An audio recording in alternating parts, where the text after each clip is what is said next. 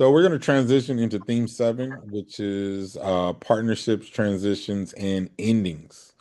This is focusing on either the ending of a partnership or transition from like personnel or things like that. So it says, how does your partnership handle personnel changes in leadership, and what strategies do you use to ensure continuity? Okay.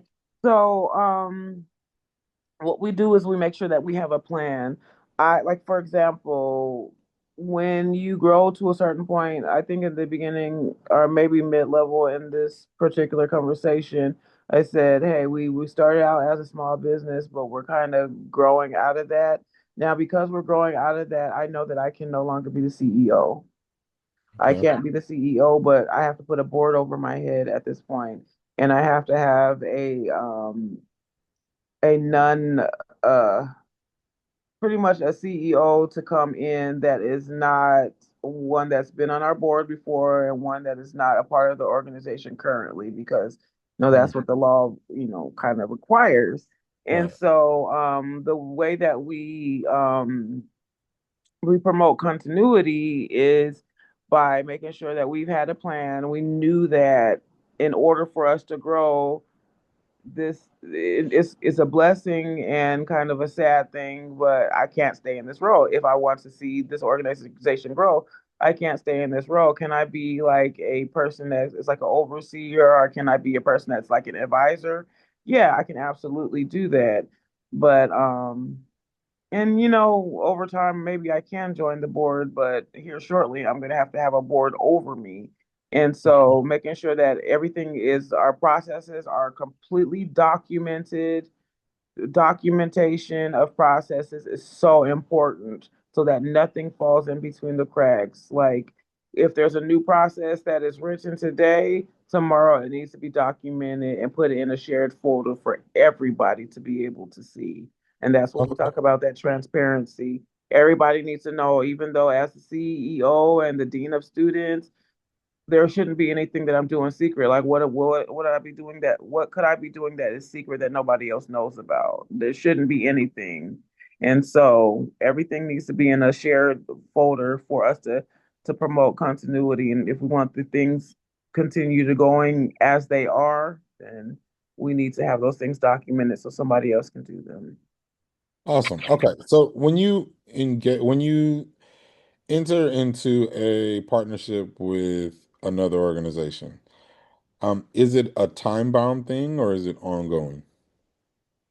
Um, we try to make sure that we're not under the clock because when you have situations where you're under a clock, it brings forth stress, and all of us have Okay. lives outside of work, and I don't want anybody not having a work-life balance. Now, of course, when it comes time for audit or month end or year end, there's going to be times where you overwork a little bit, but we want to make sure that we limit that. And so,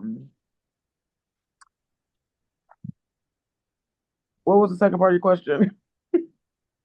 Uh, if your if your partnerships are time-bound or if it's an ongoing thing. That was it. Yeah, so there are some that are time bound, but it's not necessarily with a deadline. When I say time bound, meaning there's a grant and we partnership with some organizations to make sure that we were able to get this grant in by that deadline. Then of course it's time bound, but we like to make sure that we keep longevity in our relationships because we may need you now, and then there might be a season where we don't need the help, and then another season where we need to come back and say, hey, let's collaborate again. So we don't ever want to burn a bridge or we don't ever want to do anything that stops a relationship permanently. Okay, that's awesome. How have your partnerships evolved to address the changing needs or new opportunities, while at the same time staying true to the original mission? Could you say that one more time? Sure, I'm sorry. How have your partnerships evolved to address changing needs or new opportunities while staying true to the original mission? Well, one thing that is kind of different in tech is that you kind of have to follow trends Okay, because technology is constantly changing, technology is constantly moving, and so now we are going from having constantly teach software when now we have AI, so we now have to follow those things, but we also have what's called AI ethicists. So as we are following these trends and evolving, we have to make sure that we are evolving with ethics. So we do utilize those people who, have studied and mastered these things. And so we use a lot of ethicists and we teach classes to say, okay, if you're going to use AI and you're going to be involved in AI, let's do it the right way with value. that's big. Okay. Um, Thinking of the ending of a partnership, how do you ensure the impact is sustained post partnership? We keep in touch. Okay. It's Okay. very important to keep it. Like a lot of people, I always laugh with my husband because we always talk about this one particular topic. Like, have you ever been in a situation where you've been like at a store and like you've had a conversation with a person and you're like, this is like somebody I could have been friends with for a million years, and then you Absolutely. just walk away and say, "Oh, see you later," and it's done, Absolutely. and you're like, "Wait, that could have been my best friend." Like, we just clicked.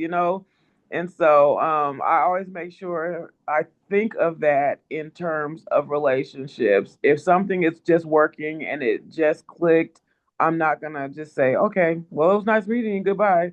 I I got make sure that you. we follow up and make sure that we stay in contact so that we can have continuity in our relationships. That's big. Okay.